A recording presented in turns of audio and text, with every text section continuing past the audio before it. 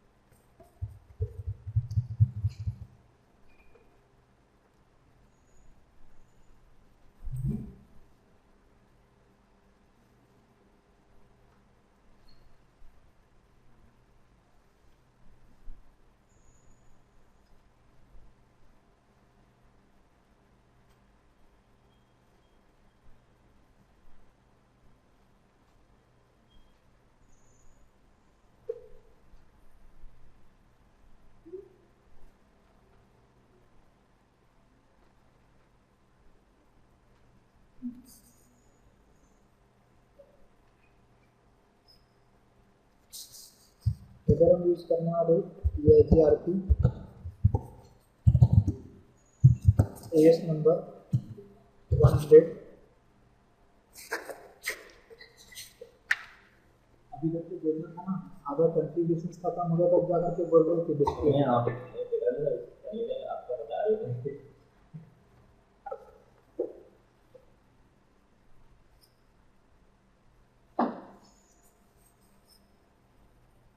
जो नहीं देखा बाद में आराम से बैठ कर देखने क्या अच्छा हो रहा है।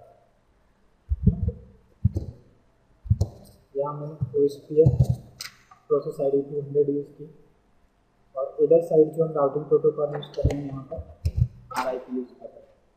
तो रिडिस्ट्रीब्यूशन जो होगा वो कहाँ पर होगा, आपका R2 के ऊपर। ऐसा राउटर जिसके पास में इसके ऊपर तीनों राउटिंग प्रोटोकॉल्स आपके क्या होंगे, इनेबल होंगे। इधर वाली लिंक जो कि वो EIGRP में एडवर्टाइज होगी, ये वाली जो लिंक है वो OSPF में एडवर्टाइज होगी, और ये वाली जो लिंक है वो रेप के अंदर क्या होगी, एडवर्टाइज होगी। ठीक है। तो IPs ऑलरेडी कॉन्फ़िगर है, सो IP प्रोटोकॉल हम चेक करते, कोई भी राउटिंग प्रोटोकॉल अभी कॉन्फ़िगर नहीं है। R1 जो है इसके सारे के सारे रूट्स EIGRP 100 के अंदर क्या होंगे, एडवर्टाइज होंगे। साथ यहाँ पर राउटर EIGRP और AS नंबर जो है वो, उसके बाद में नेटवर्क।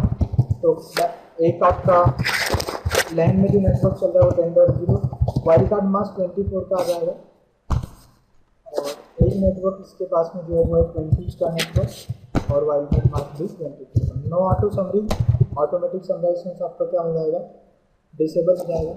राउटर ID अगर आपको देनी है, ठीक है। R1 का कॉन्फ़िगरेशन कंप्लीट हो गया। R4 के ऊपर क्या होगा, यहाँ पर कौन सा राउटिंग प्रोटोकॉल इनेबल होगा, RIP। तो RIP का वर्जन 2 हम यहाँ पर इनेबल कर देते, router RIP version 2, no auto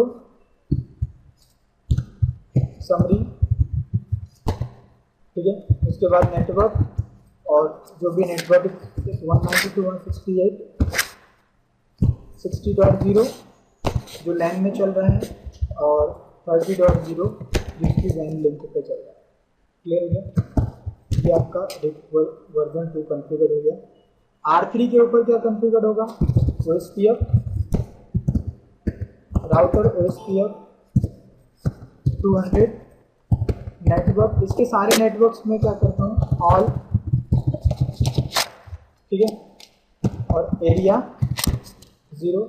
no auto सम भी चलाने की जरूरत ही नहीं क्योंकि ऑटोमेटिक समराइजेशन से यहाँ पर होता ही नहीं, ठीक है। उसके बाद में क्या करते हैं एग्जिट करते हैं। अब R3 को R2 को कॉन्फ़िगर करना है जो EIGRP, OSPF और RIP तीनों से कनेक्ट है। तो यहाँ पर तीनों राउटिंग प्रोटोकॉल्स आपके इनेबल होंगे। सबसे कोई भी राउटर ले लो, पहले राउटर EIGRP और एएस नंबर क्या है 100। जो एएस यहाँ यूज किया वही एएस आपको यहाँ भी यूज करना पड़ेगा, तभी वो एक दूसरे के क्या बनेंगे, सेम एएस में होंगे, तब नेबर बनेंगे और अपडेट्स क्या करेंगे, एक्सचेंज करेंगे, ठीक है। उसके बाद नेटवर्क, और नेटवर्क कौन सा चल रहा है 192.168.20.0000255 और नो ऑटो समरी और नेबरशिप बना दी। हम पहले क्या करते थे, जो भी डायरेक्टली कनेक्टेड नेटवर्क्स थे वो राउटिंग प्रोटोकॉल के अंदर एडवर्टाइज करते थे, बट इसके पास में 3 राउटिंग प्रोटोकॉल रन हो रहे हैं। आपको केवल क्या करना है, ये जो लिंक है इसको EIGRP के अंदर एडवर्टाइज करनी है। यहाँ पर EIGRP के, ऐसा नहीं कि EIGRP में भी तीनों को एडवर्टाइज कर दिया 20, 30 और 40 को, OSPF के अंदर भी 20, 30, 40 को, RIP के अंदर भी 20, 30, 40 को, ऐसा नहीं करना है, ठीक है, समझ में आ गया। ये वाली लिंक EIGRP में और एग्जिट कर दिया मैंने, केवल EIGRP में एक ही नेटवर्क एडवर्टाइज किया 20 का। उसके बाद R2 के ऊपर OSPF इनेबल होगा, उसके अंदर कौन सा नेटवर्क एडवर्टाइज होगा 40 का, राउटर OSPF, ठीक है। और OSPF का एस नंबर क्या यूज करना है, प्रोसेस आईडी।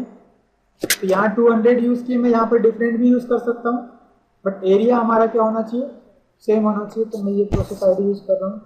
फिर नेटवर्क कमांड के थ्रू नेटवर्क, जो भी नेटवर्क आपका यहाँ पर चल रहा है वो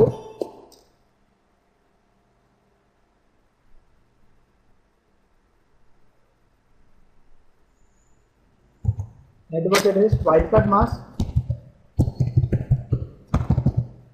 और वाइल्ड कार्ड के बाद आपको यहाँ पर एरिया और एरिया नंबर दे और एग्जिट कर।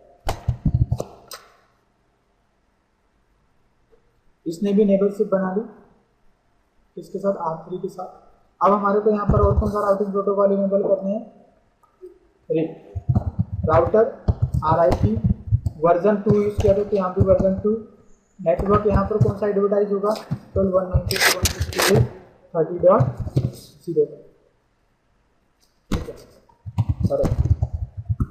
R2 के ऊपर 3 राउटिंग प्रोटोकॉल्स इनेबल किए, अगर आप चेक सो IP प्रोटोकॉल्स। यहाँ पर EIGRP भी चल रहा है, बट EIGRP के अंदर कौन सा नेटवर्क एडवर्टाइज हुआ है, यहाँ पर नीचे आपको दिखाई देगा ये वाला 20। EIGRP यहाँ पर चल रहा है, ये 20 का नेटवर्क एडवर्टाइज है। OSPF प्रोसेस आईडी 200, उसके अंदर 40 का नेटवर्क चल रहा है, तो इधर OSPF चल रहा है, और RIP भी चल रहा है जिसके अंदर आपने कौन सा 30 का नेटवर्क। तो 3 राउटिंग प्रोटोकॉल्स हमने यूज किए और 3 नेटवर्क भी हम यहाँ पर क्या कर रहे हैं, कॉन्फ़िगर कर रहे हैं। क्लियर हुआ। अब ये जो R2 है इसके पास तो सारे रूट्स होंगे, क्योंकि इसका नेबर EIGRP भी है तो EIGRP भी इसको अपडेट देगा, इसका नेबर OSPF है तो वो भी इसको अपडेट देगा, और RIP भी इसका नेबर है, RIP भी इसको क्या करेगा, अपडेट सेंड करेगा। तो आप यहाँ पर जब चेक करोगे सो IP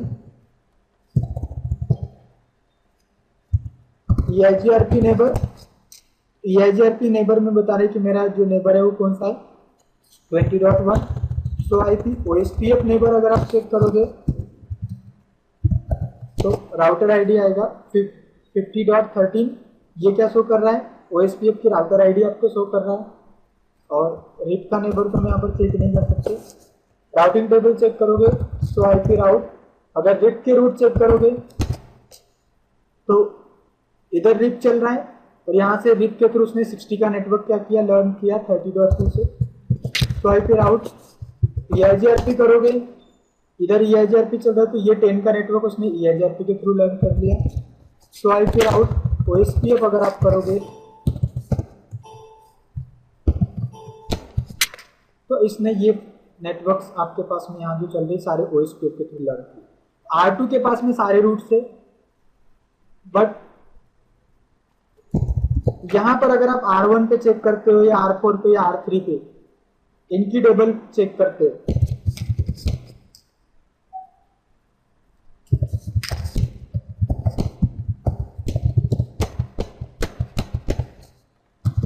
सो IP राउट R1 के पास कौन कौन से रूट्स है?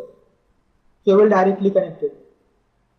इसने EIGRP के थ्रू कोई भी रूट लर्न नहीं किया, क्योंकि ये दोनों ही नेटवर्क 10 और 20 का नेटवर्क EIGRP में एडवर्टाइज हुआ है, और वो दोनों कैसे डायरेक्टली कनेक्टेड है। R3 ये रहा, इसके पास में भी कौन से सारे डायरेक्टली कनेक्टेड है। R4 इसके पास भी सारे डायरेक्टली कनेक्टेड। तो R1 के पास R3 और R4 का रूट नहीं आ रहा है, बट R2 के पास में सारे है ना। तो बाय डिफॉल्ट क्या होता है, डिफरेंट राउटिंग प्रोटोकॉल्स आपस में क्या नहीं करते, रूट एक्सचेंज नहीं करते।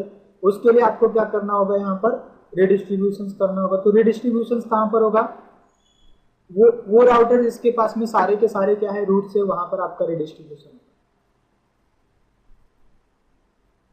ठीक है।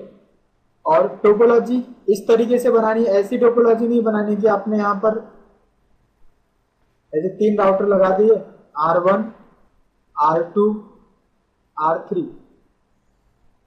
ठीक है। अब ऐसा नहीं कि इसको EIGRP में एडवर्टाइज कर दो, इसको OSPF के अंदर एडवर्टाइज कर दो और इसको रिप में, यहाँ आपने रिप चला दिया, इधर EIGRP चला दिया और इधर आपने OSPF चला दिया। OSPF में यहाँ का नेटवर्क एडवर्टाइज कर दिया, EIGRP में ये दोनों नेटवर्क एडवर्टाइज कर दिए और रिप में इसको एडवर्टाइज कर दिया। ऐसा अगर करोगे तो यहाँ पर रिडिस्ट्रीब्यूशन नहीं होगा। क्या इस R2 के ऊपर आप रिडिस्ट्रीब्यूशन कर सकते हो, बट ये जो पोर्शन है आपका, इधर सेम राउटिंग प्रोटोकॉल चलना चाहिए, इधर इसमें क्या होना चाहिए, सेम। इसके ऊपर दोनों राउटिंग प्रोटोकॉल रन होने चाहिए। अब इधर EIGRP चला दो, इधर OSPF चला दो, कुछ भी कर सकते हो। अभी R2 पे रिडिस्ट्रीब्यूशन करना है, तो सबसे पहले हेडिंग डालो। अभी मैं क्या कर रहा हूं, EIGRP के अंदर हमारे को क्या करना है, OSPF और रिप के रूट लेकर के आना है। तो हेडिंग लिखो, redistribute OSPF and RIP, redistribute OSPF and RIP into EIGRP।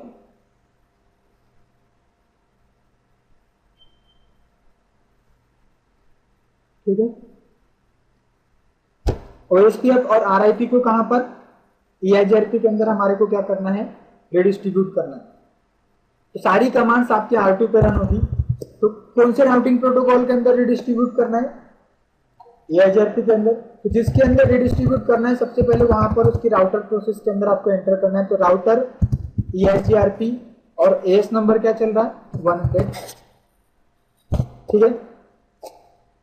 तो जिस भी राउटिंग प्रोटोकॉल में रूट्स को रिडिस्ट्रीब्यूट करना है, वहां पर जाना है। फिर कमांड लिखोगे,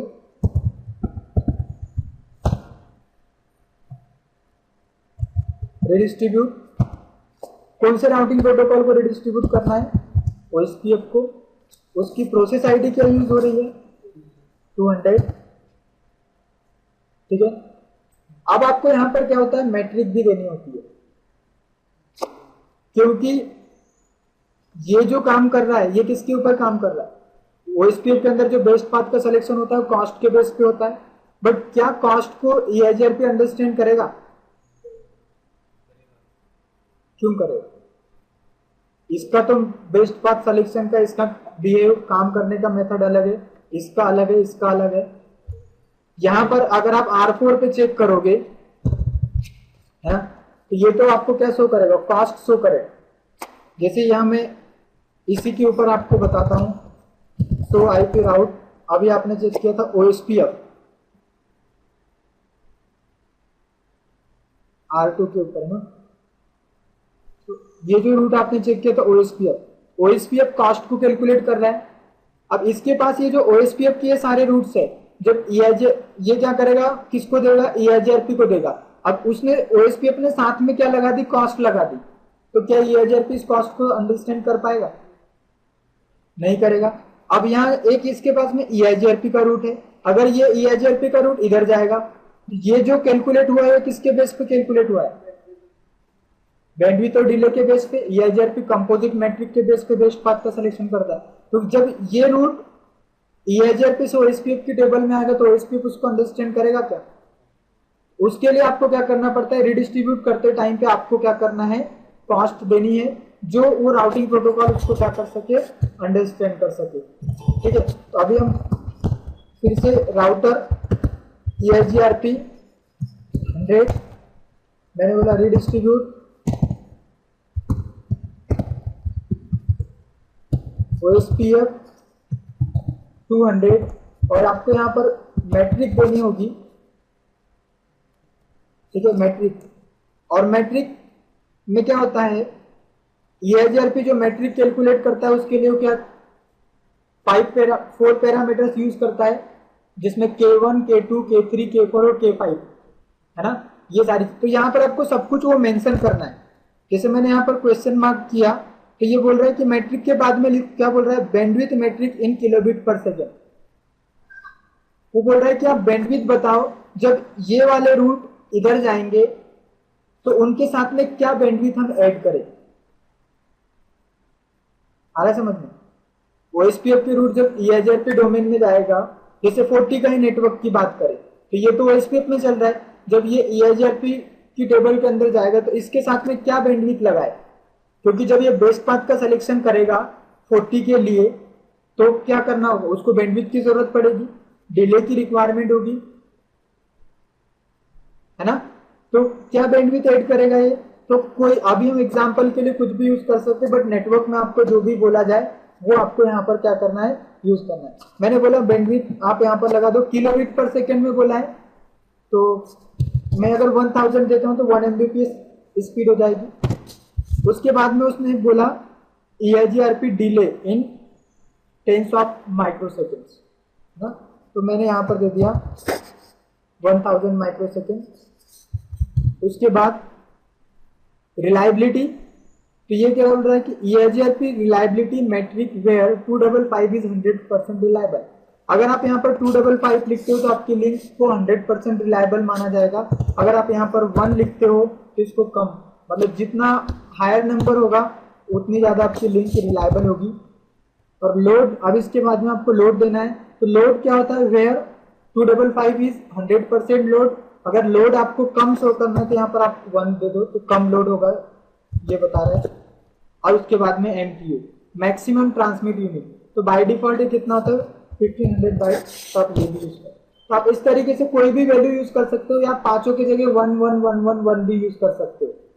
बैंडविड्थ भी 1, डिले भी 1, रिलायबिलिटी भी 1, लोड भी 1 और MTU भी 1, आपको जो भी यूज करना है।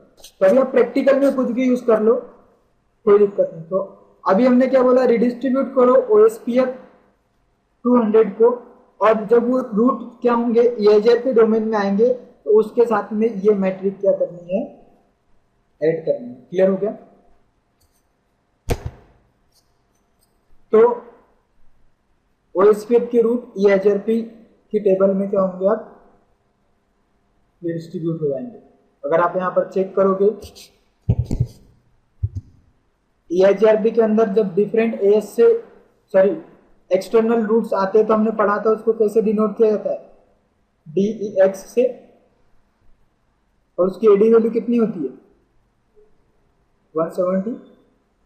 और ये 40 का नेटवर्क OSPF डोमेन में चल रहा है, और ये सारे 50 के नेटवर्क भी OSPF डोमेन में चल रहा है। OSPF के रूट्स आ गए, बट ये अभी 30 और 60 का आया है कि यहाँ पर नहीं, क्योंकि अभी हमने रिप को यहाँ पर रिडिस्ट्रीब्यूट नहीं कराया। तो अब कमांड क्या लिखेंगे, रिडिस्ट्रीब्यूट, उसके बाद में राउटिंग प्रोटोकॉल का नाम, एस नंबर यहाँ पर यूज करता है क्या ये, या प्रोसेस आईडी नहीं।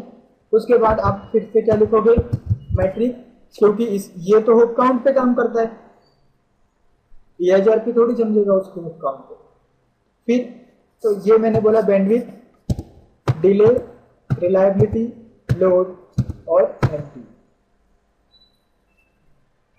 अभी हम केवल प्रैक्टिकल देख रहे हैं, कुछ भी यूज कर सकते हैं, बट रियल नेटवर्क में जो भी आपको बताया जाए।